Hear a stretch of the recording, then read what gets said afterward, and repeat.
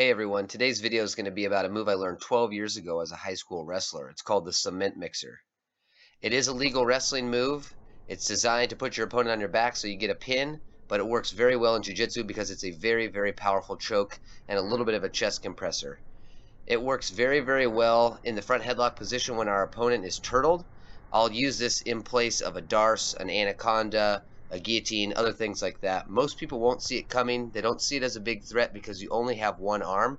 But as soon as you get on top and you put your hip pressure in, they're going to tap instantly. All right, so let's talk about this move real quick. So from a front headlock position, this is a position you'll commonly see in wrestling, you'll see it in MMA, it happens in jiu-jitsu all the time. From this position, we know that we can work guillotines, we can work anacondas, we can work darces, we can work a lot of good stuff. This is a great move because most people don't see it coming or see it as a threat. So this position here, how I'm gonna work it is I'm gonna try to block his elbow and just catch with one hand. I'm going to cinch it down as tight as I can, keeping a lot of pressure kind of right between his shoulder blades. Now he's not going to see this as a big threat because my hands aren't connected over here. This would be scary for him, this is not quite so much. From this position I'm going to dive my hand under.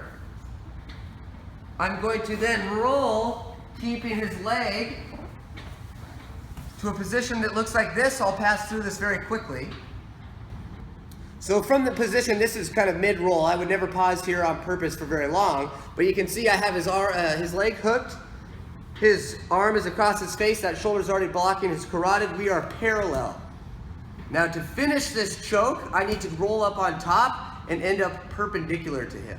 So I'm going to come up hard around the top. I'm going to push my hips in with the head, and the tap is going to come very, very quickly.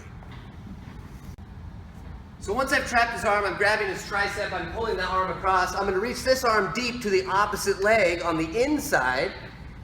And if I'm squared up, I'm going to look away from the direction I want to roll to get my head out of the way. I'm going to roll. Again, we're going to be parallel for a moment. I'm going to ride up on top, push hips in, lift the head. So this is a very powerful submission. It should be all choke. It's a head and arm choke as well as kind of a chest compressor. You won't crank your partner's neck if they're flat. Sometimes mid-roll, they can scramble and get to their side. If you were in practice, their neck would kind of be at an angle. I wouldn't try to finish it from there if you like your partner and you want to continue to roll. But if you do this right, you hit that gator roll really hard, come up again perpendicular, lift the head and push the hips in. They're going to tap like that.